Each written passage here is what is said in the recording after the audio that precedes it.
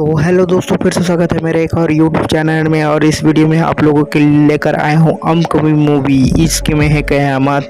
इसमें सुपरस्टार छत्तीसगढ़ के मानकू रेसिसर और भोजपुरी फिल्म के हीरोइन काजल राघवानी होने वाली है, जिसमें 2 फिल्म तरह की रिलीज होने वाली। इसमें भोजपुरी लैंग्वेज में होने वाली है और छत्तीसगढ़ी में होने वाली है। इस मूवी डार्लिंग प्यार झुकता नहीं जैसे सुपरस्टार कॉमेडियन अमरीश नागेश को कॉमेडी का अवार्ड मिला था।